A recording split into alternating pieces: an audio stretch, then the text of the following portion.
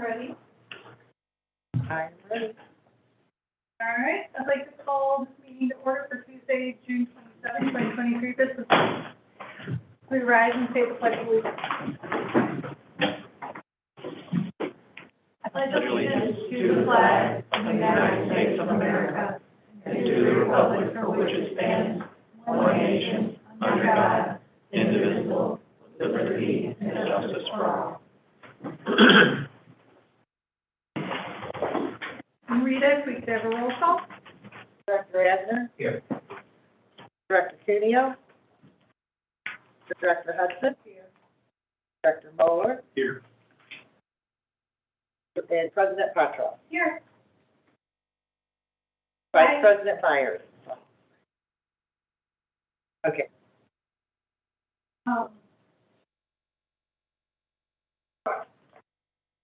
Do I have a motion to approve the governing council's election results? So moved. All in favor? Aye. All opposed? All right. Now we have the administration of the oath of office for our elected officials.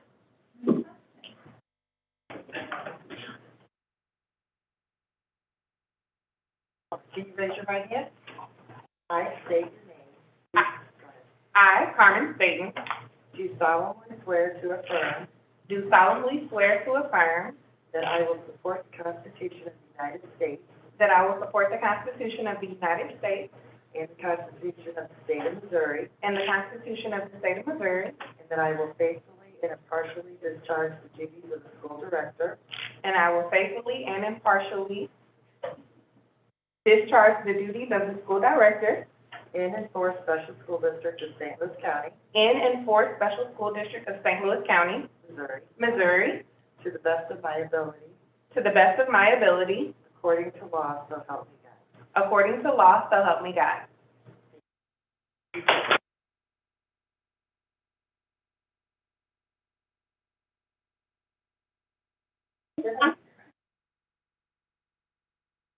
Why don't we have the board? We'll have some of the- We'll have you stand up here with your family, our board. We're going to stand behind.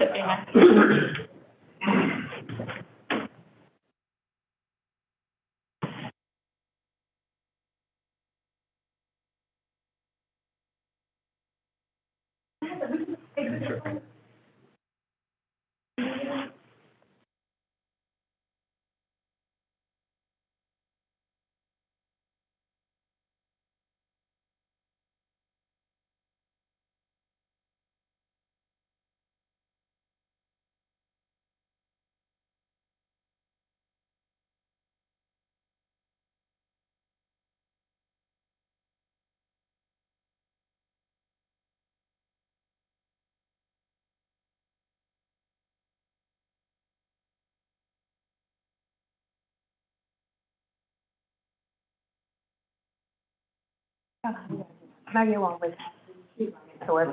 Thank you.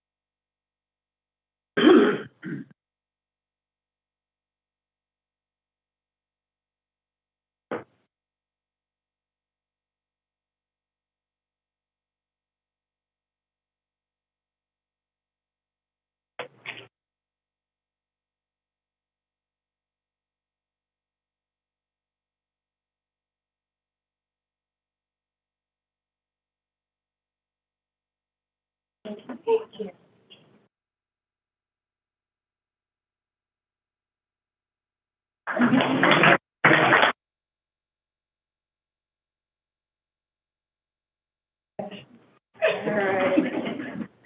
Do I have a motion for 2.03, election of the treasurer? So moved. Second. So for this, do we, I'd like to nominate. Oh, Teacher integrity. yeah, Deidre Sagerty is treasurer.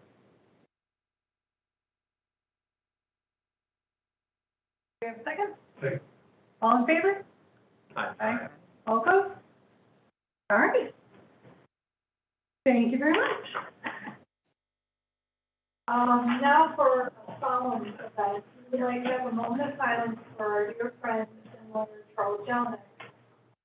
It is with great sadness that I share our longtime attorney Charles Jelinek passed away suddenly last week.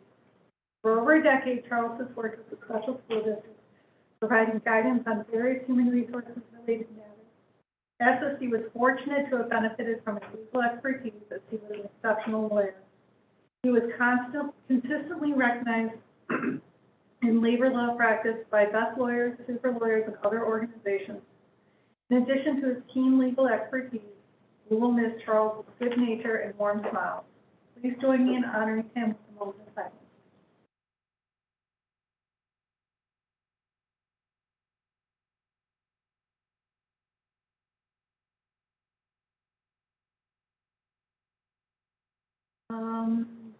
After that note, do we have a motion for the approval of agenda 2.05? Second. All in favor? Aye. All opposed? All right. For public speakers, we have one person who has signed up to speak. It's Irene. Hello. Hi. If you'd like to come over here, I'll read this for you. Welcome to the monthly meeting of the Board of Education of Special School District of St. Louis County. Up to 30 minutes of this meeting will be set aside to hear public comments. The Board of Education values your input and thank you for your comments. Each speaker will have up to 3 minutes to address any item that is a legitimate part of business of the board. So that as many different people can speak as possible, the time limit is strictly observed. Unused time will not be yielded to other speakers. Speakers will be invited to the microphone in the order that their name appears. The sign-in sheet and any written material submitted to the board secretary will become part of the public record for the meeting. We also just want to say that since this is a public arena, that nothing private or executive should be said about any personnel or students. Thank you.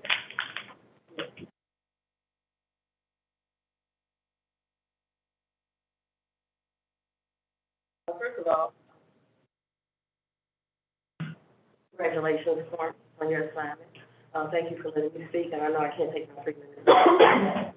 Yesterday, sadly, I resigned from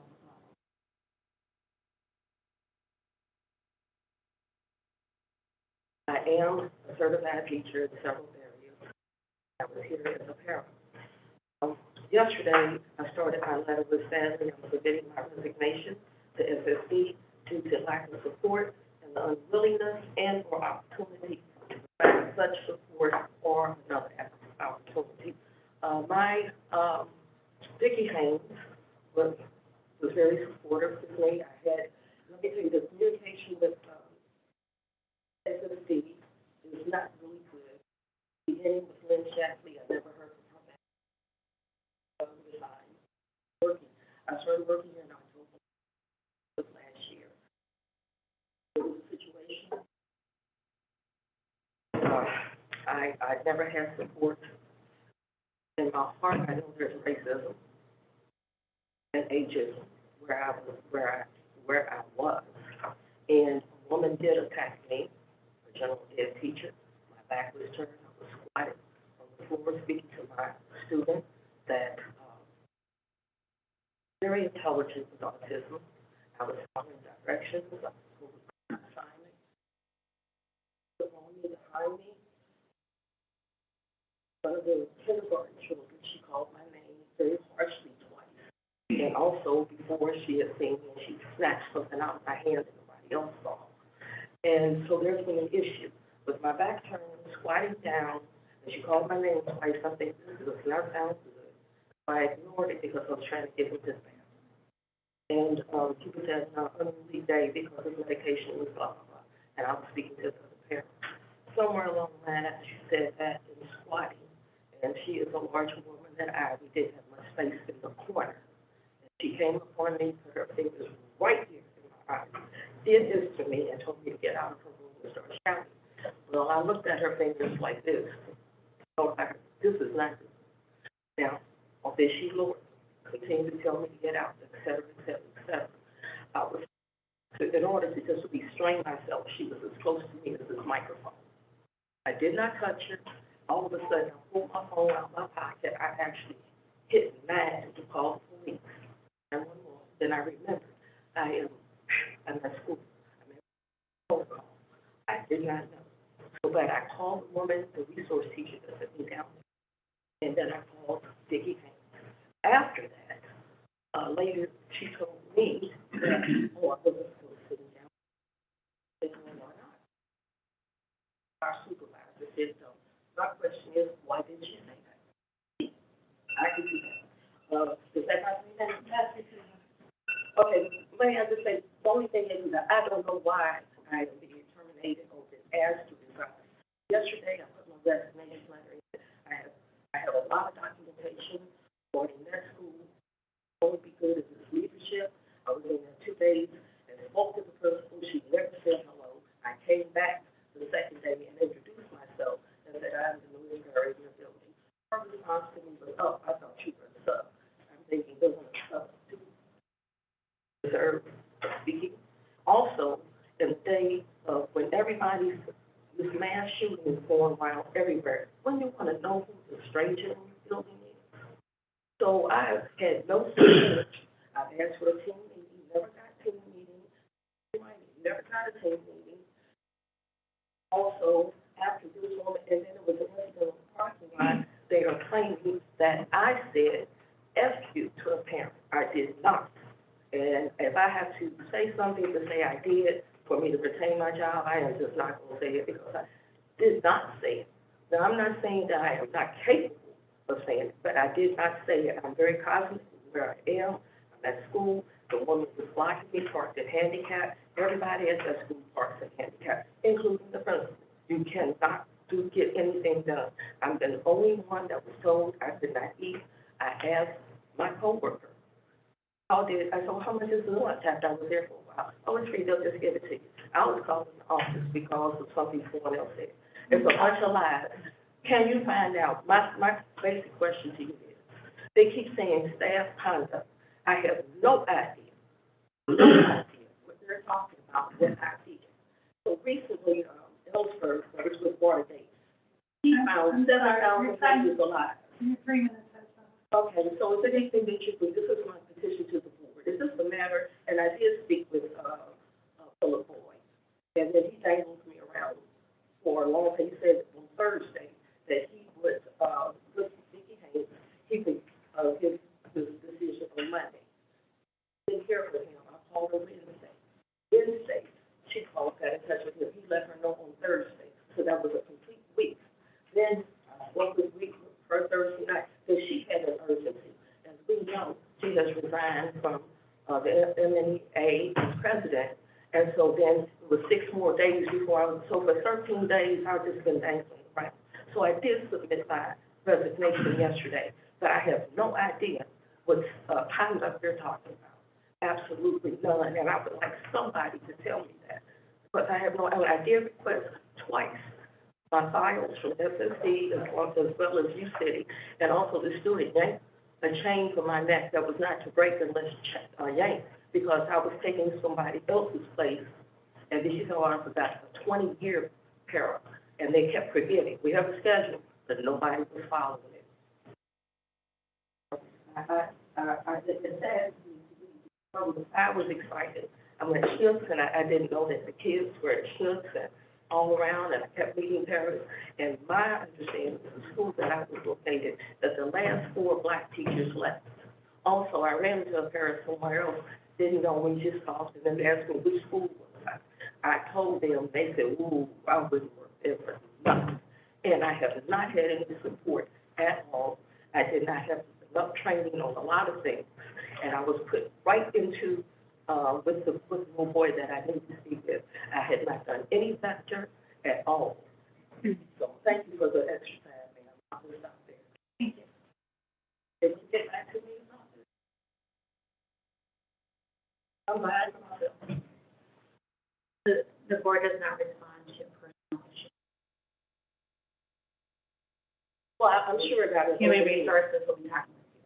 Okay, and also when they can not send me any email about anything, found out that they are not sending it to the right email address when, my supervisor, the director, We'll follow up. she verified that, and you'll see that there, and I do have a doctor's statement, my mental health is compromised. With this, okay. Yes, I appreciate that.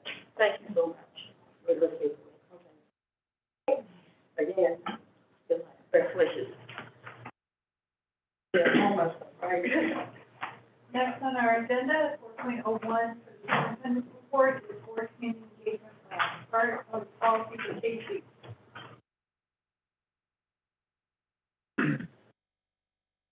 We'll be presenting the follow-up from the listening session that we had on our community engagement plan.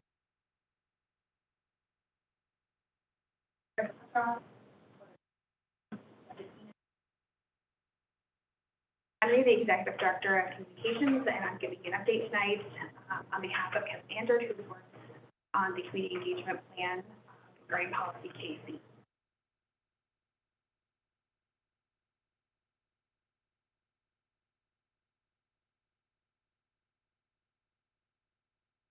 Earlier this year, Senate Bill 681, that we needed to adopt a community engagement plan, allow residents a method of communicating effectively regarding educational. Prior component of the plan was to seek community input in the development of the policy and plan should be adopted prior to July 1st.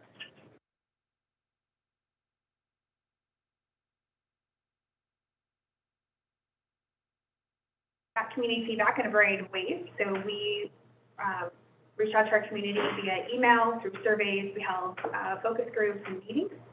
Compiled all of that information and put it into the plan. We're going to continue to do those feedback sessions going forward to continue to tweak the plan as it evolves. Next. One of the key components too was to look and list any barriers, obstacles that could be impacting engagement, including limited transportation, accessibility, and language barriers, and then see how we could address those. And then evaluate the effectiveness of our activities, and we continue to revise the annual. Next. The committee worked with our feedback group and drafted all of the information into a plan, which is attached on Board Docs. The plan was shared online with stakeholders for additional feedback, and we held a listening session on June 14th to further flesh out any ideas. And we revised the plan based on that feedback. And then the final plan is submitted for the board's approval this evening. Next. Some of the recommendations included improving the audio for our Board of Education meetings for those who are accessing it virtually, to host 2 engagement meetings with our board here to allow our staff to interact with our board and our community, and then to update our district webpage to make sure that anybody who emails the board understands that any emails that are submitted are subject to this so that people don't share private information they wouldn't want.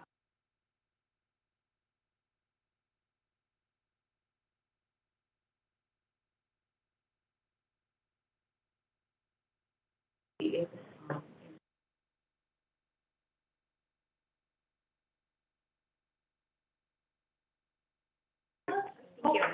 Yeah, I do have a question. It just occurred to me, sorry. Where do you intend to hold the engagement? We're still in the planning stages, but we had talked about holding them prior to board meetings so that attendees who would be coming to a board meeting could also Gotcha, so here's. evaluate based on feedback. I'm curious, yeah, just making sure that we.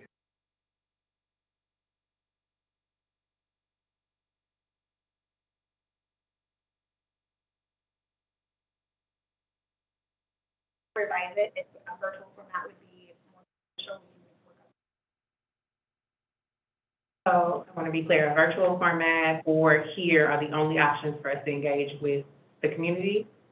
Or there might be other locations that are more accessible? Sure, yeah, we'll get feedback and find out what is, a location that would work best for the majority of our community. We might have to do, south locations, typically do that, so, but this is just the beginning of our plan, so we wanted to start somewhere. And we already have you all here, we thought having people come and meet with you before a board meeting would be a good start. But definitely making it more robust as we go forward.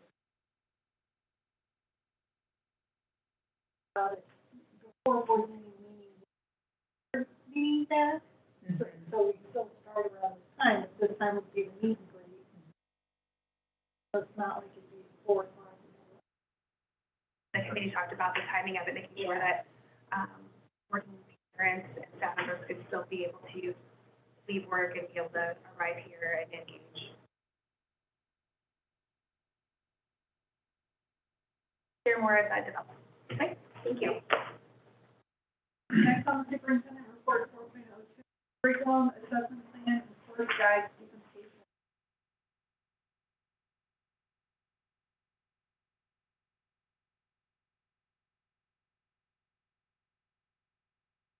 Good evening. Good evening, President Contract, Dr. Keenan, and Board of Education. I am Molly Bolton, the Executive Director of Teaching, Learning, and Accountability, and my first presentation this evening will be the curriculum and assessment plan for the district for next year. So the purpose of this presentation this evening is to discuss the curriculums that were reviewed this past year. And then also, you were provided with the assessment plan as well as the course guides for next year for both the special education and the career and technical schools. Next slide, please. So just want to do a quick reminder, as I always do, because curriculum is my passion. So remember that curriculum is the what, not the how. So it's what we want students to know and be able to do. It is our guide to make sure that our students are being successful, as well as ensuring that all our state standards are met. When we think about instruction, we think about that's the way we teach the curriculum. And so that's where we look at differentiation, that's where we look at different instructional strategies and programming and those materials in order to supply that curriculum. So we know both are very important. So what we're really focused on tonight is the curriculum piece. So it's what we want students to know and be able to do. The way our curriculum is divided is it is at the course level. Within that course, we then have units, and then break down those units down into topics, and then down into the actual learning targets of what we want our students to know and be able to do. And those learning targets are what teachers use for lessons. Next slide. So we know that curriculum, assessment, and instruction all come together to focus on our student learning. So if you'll remember back when we presented our 5-year curriculum plan, our first goal is that we review our curriculum on a regular basis for both the special education schools as well as the career and technical education schools. This is the example of the process map for the curriculum review process, where we establish a curriculum review committee of teachers represented from all of our schools. And then we look at the different data collected, which includes test results, includes teacher feedback, and includes other student data.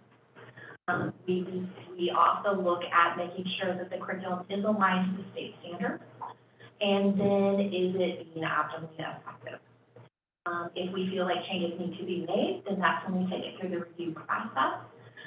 And then through that revision process, we also do a stakeholder review. That stakeholder review includes teachers who were not a part of that writing committee, as well as administrators. And then we take it to families as well. We have opportunities for families to review and give us feedback, especially in the area of career and technical education. We also take it to our advisory groups. for those specific curricular areas to make sure our curriculums are aligned with those post-secondary outcomes that are going to make our students most effective. Then based on that, we then bring it to you for review and then approval. And then next this coming August, we will be training our staff with it and begin to utilize the curriculum. Next slide, please.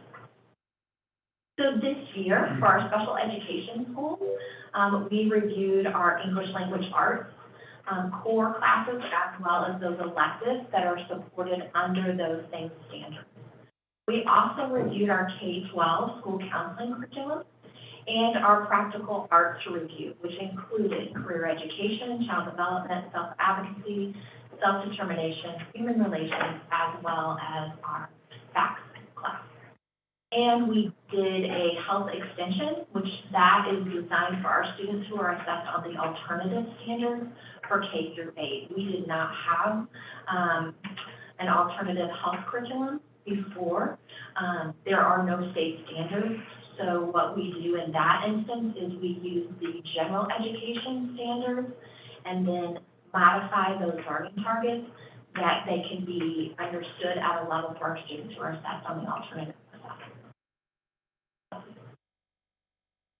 For our career and technical education courses, this year we did health sciences as well as our pre-professional health science academy, which is a program that is offered in Parkway, and our health sciences course that we partner with Pattonville on.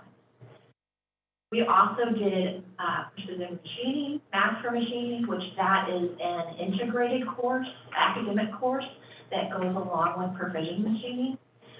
Construction innovations, welding for year 1 as well as year 2.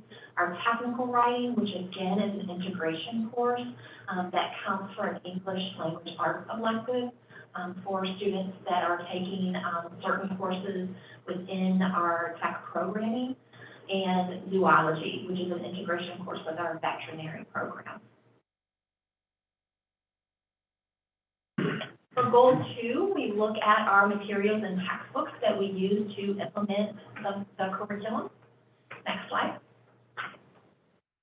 And for this year, in our special education schools, we looked at K-5 science and chose to adopt Elevate Science, which is by SAPIS, as well as looking at a social emotional learning program for our grades 6 through 8, or our middle school grades, and we adopted Caring Communities.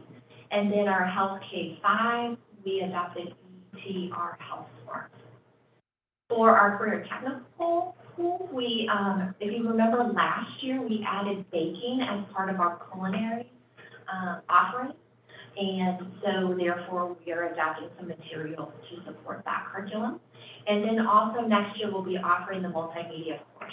And so we're adopting some materials to help support. And then our floor lane course. We updated the materials we're using for that course. We also did update our course guides, which you had access to and are on Board Docs. We just did minor changes in our special education course guide, but our career and technical course guide, with the removal of the full day academic program at North Tech, we did a substantial revamp with that course guide. We got some feedback on it. Our admissions rep, as well as counselors, feel that the way we have organized the course guide now makes a lot of sense to them, and they're able to integrate it more as they're doing the 5-year student or 4-year student plan or ICAP. Next slide. Also provided to you previously was our assessment plan. This is a document that is required by DESE and must have board approval, and this lists all the assessments that will be given to the students throughout the admission. That does include in our special education schools, our career and technical schools, extensions, as well as staff. So our goals for this next year, we are beginning to develop proficiency skills for English language arts and math. This is a new initiative that really has been pushed by project-based learning through DESE. And so we are working to start developing those skills. Our goal is for next year to cover ELA and math, and then the following year move to social studies and science. We are also revising the formative assessment we use for our students who are assessed on that day, and we call that our essential elements checklist. The essential elements are those state standards for our students who are assessed on the alternative assessment. We are finishing up our common formative assessments. We just have a few left to finish up this year, and then we will have formative assessments for each one of our courses. And we are working on some different course reviews for next year, which I'll share with you in just a moment. Next slide, please. So for next year, we'll really be looking at our elective courses. So that includes art, music, PE. We'll also be reviewing health and that health extension, as well as our computer science courses. We will also be looking at social studies. And so that would be social studies K-8, as well as our high school courses that we offer in social studies, which include American history, government, world history, contemporary issues, and law and American society. This would also include the extension courses that we offer for our students who are assessed on that day. And we will be looking at our transition courses. We use our life skills curriculum for that, and then break that life skills curriculum out into each of the courses. I'm looking at the units that apply to each of those electives. For CTE course review, we will be looking at auto body, early childhood, developmental psychology, which that is an academic course integration that we offer with our early childhood courses, and our career exploration courses, which you can see listed there. Diesel technology, web programming, as well as graphic design. Please, and I'll open it up for any questions that you might have.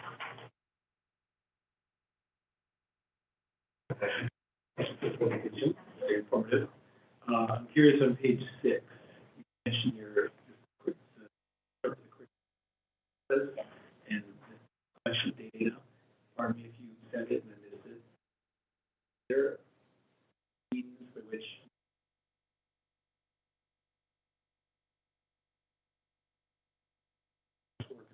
We actually just started about 3 years ago. And so what we do for the courses that are going to be reviewed for the next year, we survey the students who are currently in those courses and ask them what worked well, did they feel like things were missing, did they feel like things needed to be covered more in depth. So we do include that component. Any other questions? I have a question. I want to reference slide 13. I'm just really interested in the development of proficiency skills for ELA and math. We both know, like, when breaking down proficiency skills or creating them, it's dissecting standards, and that practice alone is helpful in implementing proficiency skills. So, like, how are we getting teachers trained in the practice of breaking down standards so that we don't get proficiency skills that just turn into grades? Another thing to do. Absolutely. So we have developed, and it's based on Marzano's work in proficiency skills, and I can provide that resource to you if you'd like to see it. We have developed a training that we will be taking our teachers in the SSD schools through that training. The folks that are writing those proficiency skills, we do a little bit deeper training, but we have more of a general training for our teachers so they understand what the process was, how it works, why they're important, where they come from, those sorts of things. That's exciting. Thank you. I have a question about the health extension for K-8. Yes. So what will that look like? I'm just wondering, compared to, the extension means for the math A. Correct. For a math A student. So is it just simplifying? So we start with the standard, and then we just scaffold it. We scaffold it to a very basic, what we call core level. So what is the core of the standard that we need students to know and be able to do? And then students, as you know, our students in Math A, they're a wide range of students, right? It's a wide range of levels. And so that way a student can enter the curriculum at the level that's most appropriate for them, and then move forward with their knowledge and learning. Okay, so it's more about meeting them where they are, not just with technical grades or Correct. Where the students. Exactly, it's where they are developmentally, Okay. but still covering that content area at what makes the most sense for that level of student. Any questions?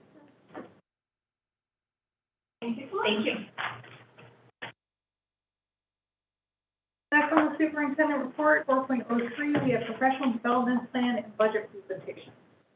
Dr. Wolf again with, Bring it on through. Yeah, you don't have to listen to me all night. So, good evening again. As I stated before, I am Molly Bolton, the Executive Director of Teaching, Learning, and Accountability, and with me tonight, I am honored to have Tina Mache, who is our Director of Professional Learning, as well as Dr. Lydia Young-Owens, who is our Assistant Director of Professional Learning. And so we are going to be talking to you tonight, reporting out on our professional development plan from last year, the results from that, as well as giving you a preview and our estimated budget for professional learning for next year for PDC. Next slide, please. So just kind of a reminder of where this comes from. This PDC, the Professional Development Committee, and the budget actually are guided by DESI. And DESI has some responsibilities with the Board of Education, so we just wanted to share those with you.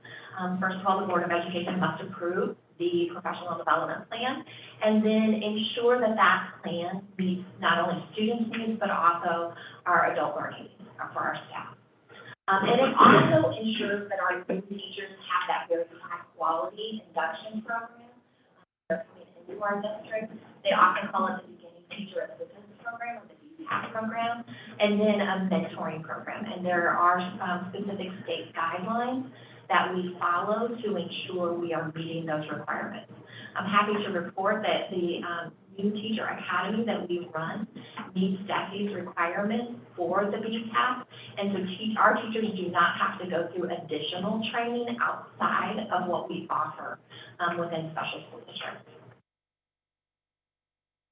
So what is PDC, our Professional Development Committee? So this is a committee where we look at building leaders, our school boards, and those standards for professional learning. And we use that to guide our planning for professional learning throughout the district. This is the actual definition from the Department of Education, so you can read that at your convenience. Next slide. So then we do have a committee, and those committees are selected by tiers. And we have representation from each one of our staff in the partner districts. We also have our low incident providers, which would be like our DHA, our Deaf and Hard of Hearing program, or our vision impaired program, our vocational skills program, our VSP, our special education schools, as well as our tech schools, and our early childhood special education.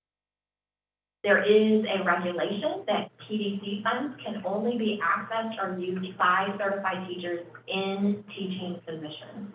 And this is something that has been specified, and this regulation took effect in 2019 and 20. In the past, we were able to use those funds for other work groups as well, but now it has been very narrowly defined as those certified teachers working.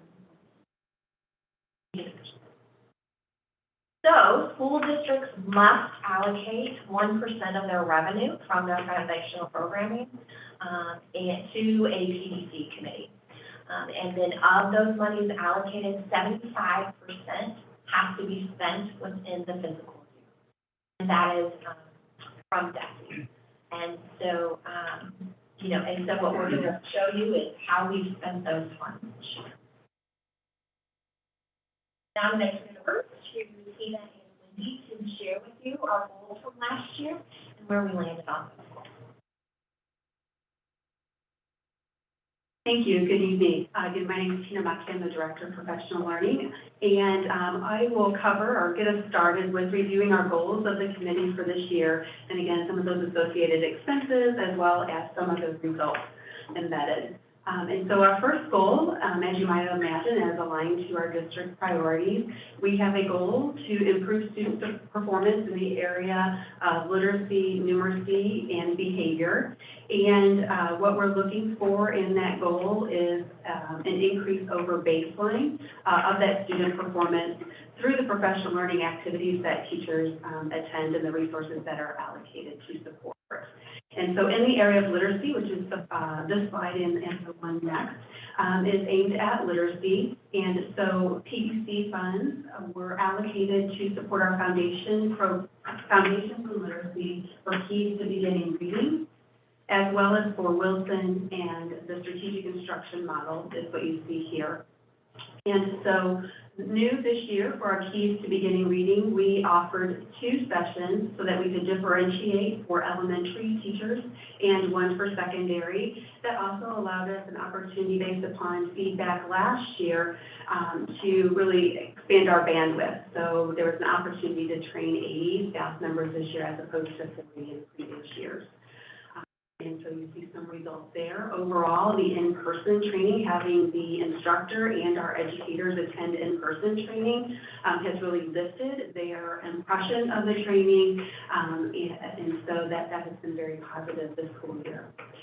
Also with Wilson, if you were looking at these data, just wanted to make that correction. 25 teachers, not 5, signed up for the training. So if you were trying to figure out how those numbers equal, they didn't. So I apologize for that.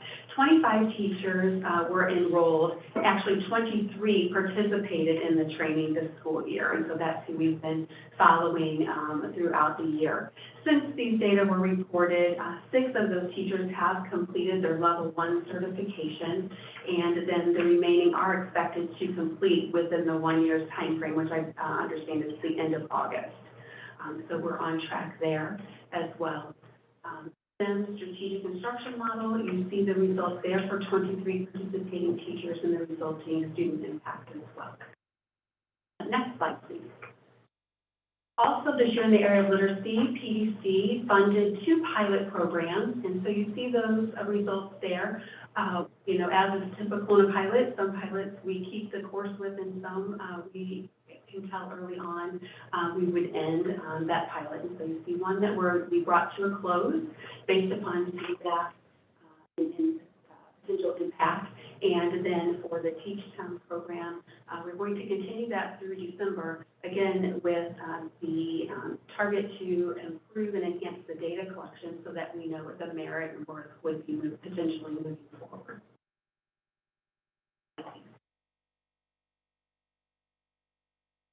In the area of numeracy, much like literacy, we've included and funded and included the results for numbers, which is our foundational or tier 1 support for teachers. Again, it's differentiated in the sessions, thereby increasing our bandwidth of a potential 80 teachers. 25 secondary teachers completed this year and 31 elementary. And again, it is in person, both the instructor and the teachers were in person, and there are those satisfaction results there. We also did a pilot for secondary students with intensified algebra, and again, the teachers who participated in the pilot felt very highly of it, and we have educators who are wanting to continue, as well as some additional educators wanting to jump on the pilot. We have retooled it a little bit, as you see there, to help enhance those results. Next slide, please. In the area of social emotional learning, funds were allocated and approved by the PDC Committee to help support our social emotional behavioral effective practice specialists to be able to train and support several of their interventions, and so there were some costs associated with materials there. Likewise, we had another pilot program in the area of SEL, and that program is showing positive results and will be anticipated will continue next school year. Additionally, this year, 6 of our multi-tiered systems of support facilitators, or MTSS facilitators, have completed the restorative practices, train the trainer, if you will, through the IIRP organization. And 4 of those have completed fundamentals and have moved on to more advanced training, and the other 2 will complete their training anticipated very soon.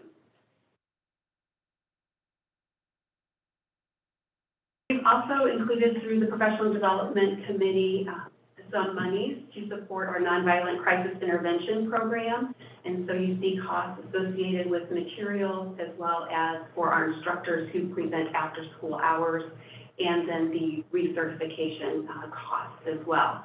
We also thought it important to communicate that we do have a number of our instructors have advanced certification, and that happens as a result of the longevity of which they've become an instructor, that then allows them to take those more advanced certifications.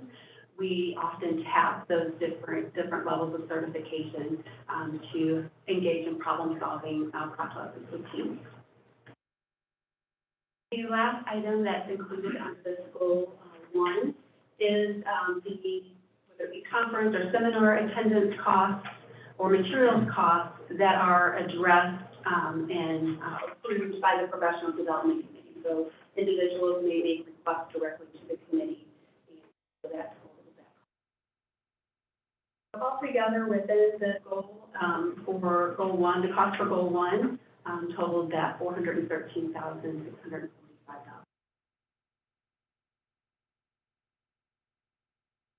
In terms of results, so given all those expenses, next slide, please. We wanted to share with you some results that we have from this year in terms of the 98% of students are being monitored through SIM and Wilson. They are making gains through those in-program measures, and success is being noted there.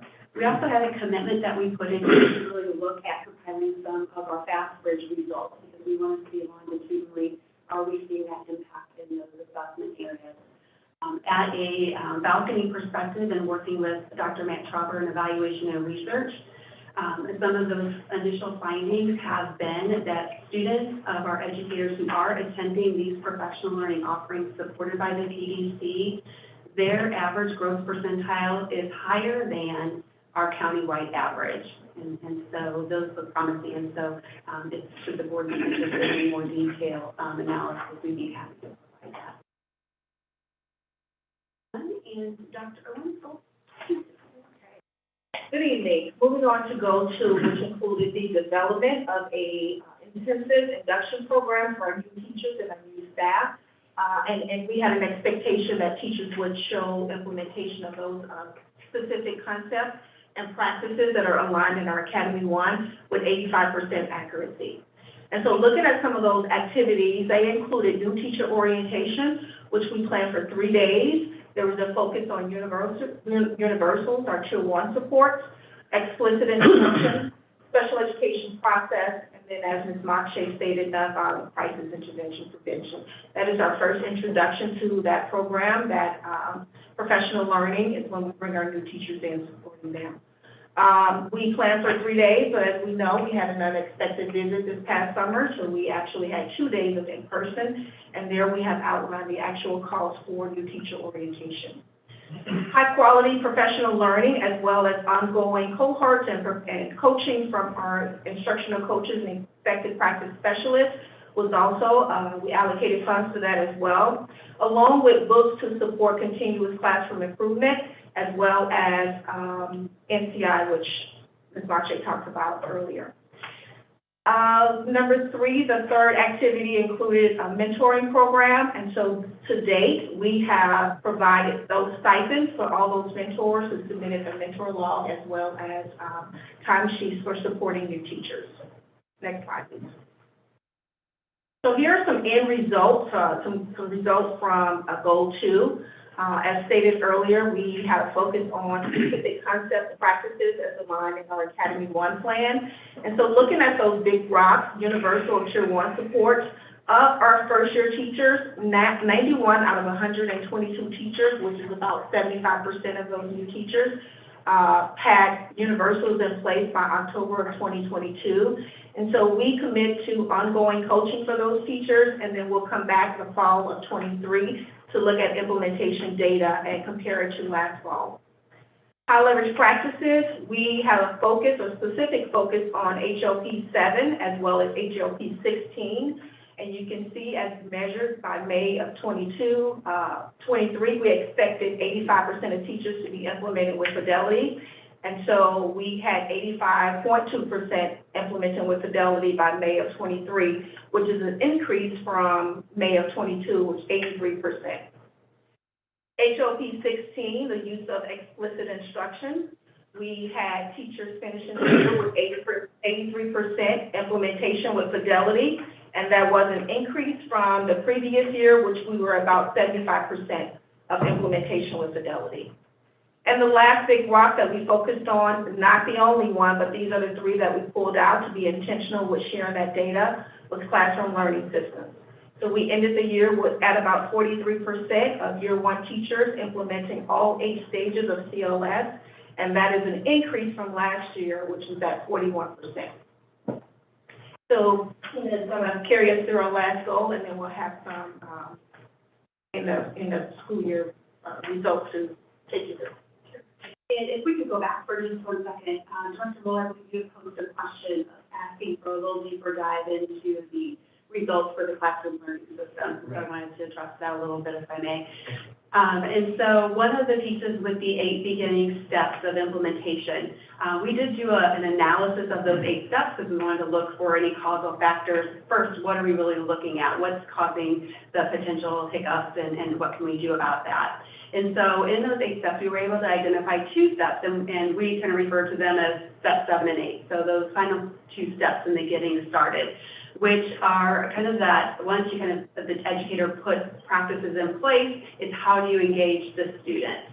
And so from a developmental standpoint, what we're noticing, those first 6 steps are being taken, that teachers are setting direction and creating class missions and those types of things. But when it comes specifically to the study and act of that plan, do, study, act cycle, that's where the opportunity exists, if you will, for us to see what our efforts might yield with our instructional coaches, what can be done to address that. But some of that is most of our teachers take that teacher-student partnership course in late spring, and so they're not having all of the knowledge and resources to then do a quick turnaround and implementation when the coaches are doing the walkthroughs.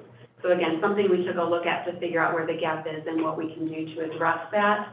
And then looking at what would we really expect at this point in time, given their level of, given just the time frame of the school year and when they're attending training.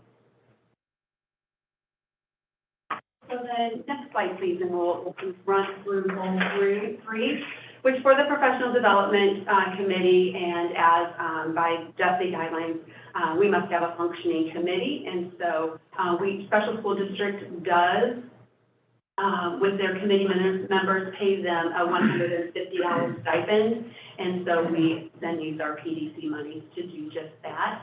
Our requirements for PDC members are attendance at virtual meetings. We had 3 virtual meetings this year. And then our PDC members help facilitate the process within the district or division in which they represent. And so they are the boots on the ground, helping to facilitate those requests, and then to work with those who have approved requests to submit artifacts and show how they are using the learning that they have secured. Next slide. So one of our improvements from last year's results was to ensure our PDC members were, in fact, supporting those in their district or areas to submit those artifacts, so that we know, again, what the value add is of the learning activities folks are having or teachers are having. And so we've improved that result that you see here. While we are at 83%, we do have 3 requests for staff who are attending professional learning in June. So we expect to have their results in the fall. So that's why we still are at 83% with that. Next slide, please. Next up, as we look towards the 2021 school year with the Professional Development Committee, we do expect to continue on with allocating funds and reporting results in the area of literacy, numeracy, and social emotional learning. We also wanted to retool a little bit that first goal we have around student performance. And so in the projected plan for next year, you saw a different measure for how we do that. We expect to continue on with our foundational programs in literacy and numeracy, as well as continue our robust Induction Program Academy. And so in your packet, you received the more detailed report, but at a balcony level, here's how we expect to spend the $503,000 that are that 1% allocation from our basic formula. And so $390,000 approximately would go towards that, the literacy, numeracy, and social emotional learning goal, $107,000 towards our induction program, and then that $5,725 for the PDC, which all adds up to that $503,000. Next slide, please. We'd be happy to answer any questions that you might have. A few questions. I'll try to go through them. My first question was about the more detailed 23-24 budget. And so there were some items, for example, the numeracy, there were some programs that were well reviewed similarly for literacy that I didn't see budgeted for in the 23-24 school year, although hearing your presentation, I sort of assumed they might be. Are those programs going to be continued next year? Sure. Except for the one pilot that was discontinued in literacy, all will continue. We will just pay for them out of our general operating fund for professional learning. So we provide many more professional learning opportunities for all of the interventions that SSD trains and supports. A small portion of them are funded through the Professional Development Committee. And so now my next question, let's see, try to remember like I said. The next question is, it looks like the professional committee's stipend is going up by about 30%. And I was just wondering, are there more people participating in the PDC? Was it hard to get folks to participate? So, mic in front of me, and I'll just go. So we have when we think about a representative for each of the 22 partner districts, plus some of those related areas that Dr. Bolton spoke to, the stipend is not increasing. What we want to do is, when we just reported out on this year's results, we had some districts that did not have a PDC rep. And we need to ensure, and our charge is to ensure that every district and division that meets that criteria of having certified teachers in a teaching position has a professional development committee representative. That cost is different. And then my last question, and I think you may have answered. I'm sorry, did you have more? No, I was just going to add, and that usually happens at new teacher or back-to-school orientation. So we've been really intentional with visiting our partner district orientation to give that slight nudge or reminder the importance of having a PDC committee rep for each partner district. I think you may have answered the last question I have. I noticed social emotional learning was included in the 22-23 school year budget. It's not included. I assume that also coming out of another bucket, so to speak. So oftentimes when we use our PDC funds, we're using those for pilot programs. And so, once we have completed pilots, for example, the social emotional program, the foundation pilot, we are moving forward with that and implementation, but that has been moved to the general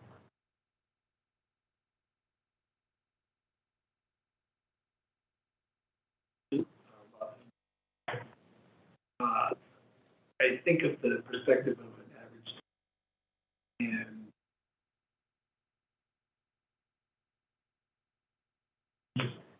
so I'm interested in learning your internal process, what criteria do you use to determine if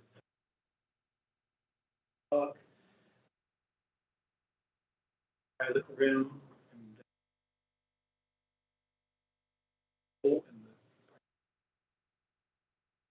that's pretty deep. How do you, what are your criteria? How do you evaluate? So when we look at HCAS specifically, that is specifically designed for students with autism. We don't have a lot of evidence-based programs specifically for that topic. We were looking for programs that were designed and researched to be effective.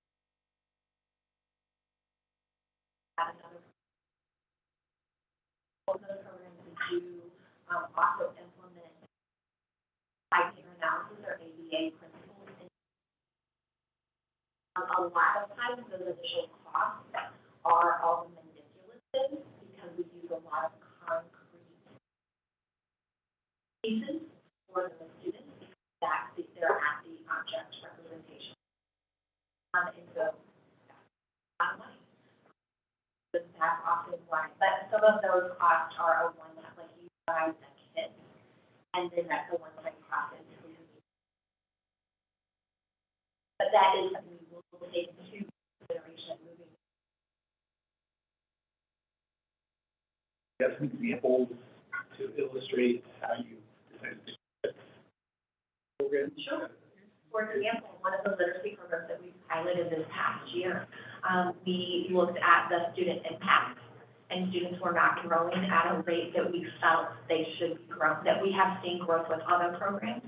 And also the teacher feedback was the program was moving too slowly for our students, and they needed more. And it was not meeting their needs. Do you operate with some sort of a rubric? Because it sounds like it sounds a little bit to me like it's... So for each program that we do, we have a pilot study form that we use that was developed by our evaluation and research. And that form is available. Yes, that form is available. And so for each one, we fill out specifically what student measures we're looking at. We fill out what research has been done behind it. We fill out the cost, all of those pieces. So we have a very defined plan before we implement any pilot study. Happy to share those. I have a question and a comment. So my question is, when you all were talking about implementation of the ELA and math program, you said that classrooms who are taking professional development are outperforming classrooms that are not. Are you all thinking about how to incentivize ways to get veteran teachers who aren't required to take these courses to sign up for refreshers and things like that so that they can catch up with their counterparts? So actually, we have asked each director to develop a training plan that all of their teachers will go through some type of foundational. So for example, our Keys to Literacy, if they haven't been through a more extensive program such as Wilson, then they would still go through Keys to Literacy or numbers. That's exciting. But also, I wanted to comment on the CLS and having been through that program myself, it is developmentally appropriate to not be able to implement all 8 of those steps, because the last piece is about bringing your students together and having them analyze their own data is about building a classroom culture.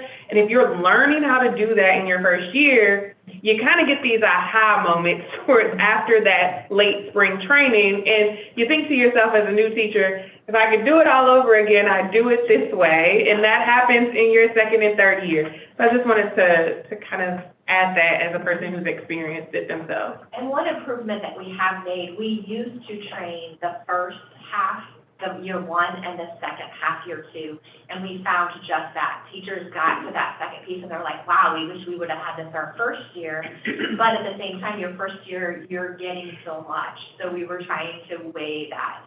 But that's why they get it a little bit later in the spring, because they're so inundated in the summer and fall. We do want them, we don't want to overwhelm them, which we do probably anyway, but we want to support them through that. Thank you for that. Sorry, I have a question. So, goal 1, you said, will improve by 20% over baseline, but then I didn't see, goals 2 and 3, I saw the improvements, but I didn't see a page that showed. And did we meet that 20%? Sure, and that's where we, in our next steps, we knew we needed to retool that goal. Some of our programs have great in-program measures, and some, our foundations program, there's no benchmark. We did pre-post assessments for their knowledge and confidence in use. There's no in-program measures along the way that you know. And so that's where we needed to retool that goal a little bit. For each, whether they're funded by PDC or our general operating fund, we do require our instructors, our facilitators, and coaches to develop and monitor a strategic plan. And so for each intervention we train, there is a solid data collection plan for What will we see initially or after training?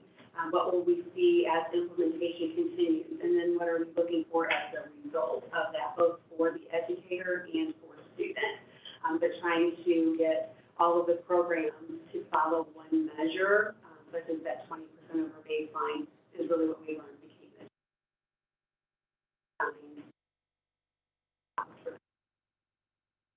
But if there was ever a want to see any of those strategic plans, yeah.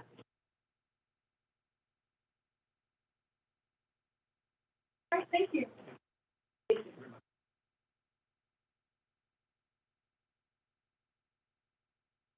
Superintendent report 4.04, 2025 school year and summer journey. Yes, good evening, President Thompson, Board of Directors, and First Day Girl, Dr. Elizabeth. Oh, yeah. My name is Winnie Pittergrass. I'm great, Mr. Kino. Are you gonna?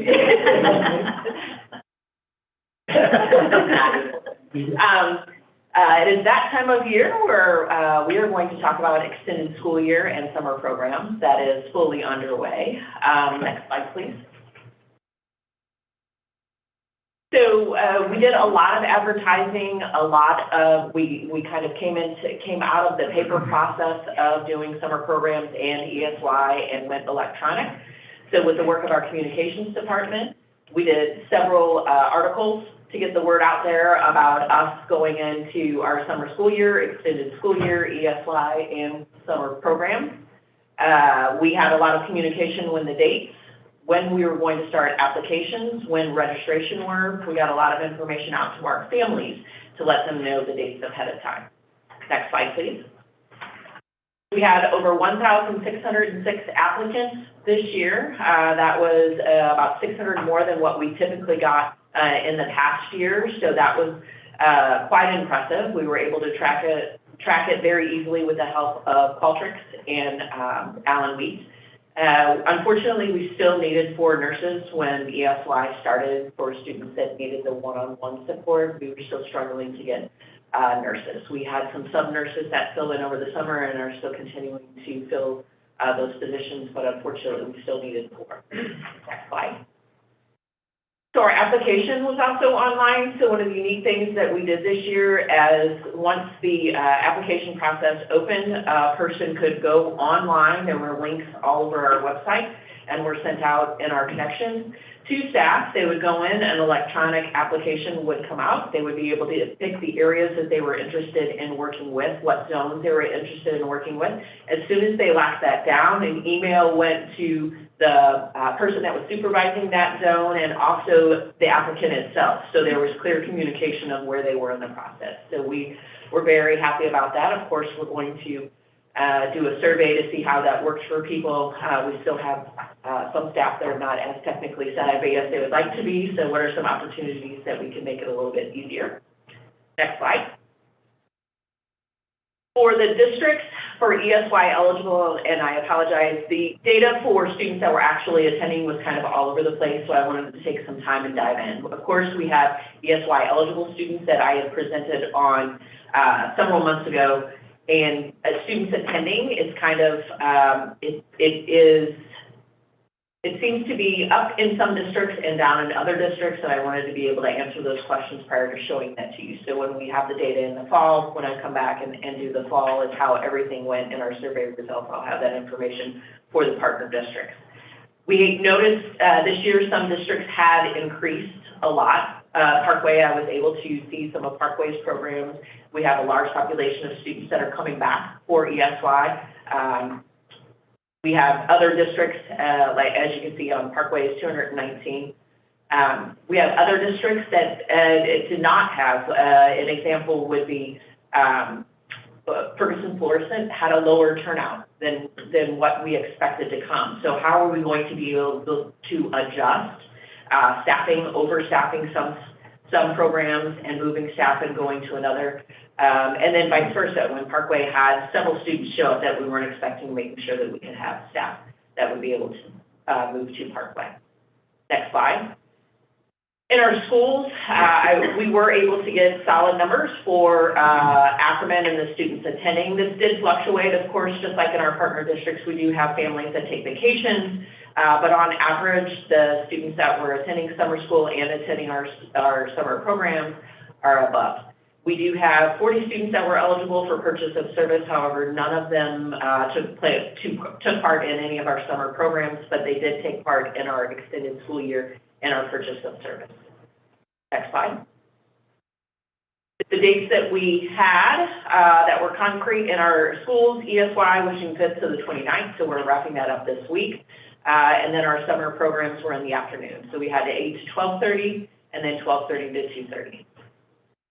In the next several slides, you have all of the breakdowns of the multiple programs that were offered throughout all of our partner districts. All except for one district did offer, all districts offered extended school year. One district did not offer summer programming, but did allow the students to attend another program if they wanted to participate in a summer program at another district. So that was slide. Things that were in progress or still in progress and we need to continue to do is making sure that we monitor and support breakfast and lunch. Both our students, families, and staff really appreciate that opportunity. We really want to communicate with our families. I think sometimes we feel like we communicate, but we're not communicating the right things or what they need to know. So fine-tuning of what our families are needing to receive the information that they're needing to receive. For partner districts, we had a great opportunity today to get some feedback from some of the principals. We had our Principal Institute this morning, this entire day, and hearing good feedback of the collaboration that is happening between our building principals and our coordinators and directors. I was able to hear out of the mouths of our administrators. And in our SSD schools, continue to communicate, working with staff to make sure that we get family surveys, to ask for those districts that we really did not get high participation of students, or we were projecting double-digit students attending ESY and that they didn't come, kind of what are those real reasons why families are not sending their students. Next slide. Questions? I have a comment. I don't have a I just want to say thank you for all your work. You know, my son does ESY every single year, and any additional things you provide, my son participates. So it's been great for him, great for me, and his teacher's been awesome. Communication. Yeah, I don't know if all the teachers are doing the same thing, but I get weekly updates on how he's doing related to his IEP goals, which is very helpful. We really try to do some type of newsletter, some type of weekly information to our families so they would know how their students were doing on top of the progress that we would have to share for ESY. So I'm glad to hear that happening. Very sad in my house next week. I'm going to wake up asking for the bus every day. So that's, yeah, but still, thank you. Any other questions? Great, thank you very much. Do I have a motion, I have a motion for 5.01, the approval of the consent items. So moved. All in favor? Aye. Aye. All opposed? Passes. Do I have a motion for the 0.01 closed meeting of the Board of Education for June Wednesday on this meeting, and July 11th at 7 p.m. Oh, Second. And then we need a roll call vote. Yeah.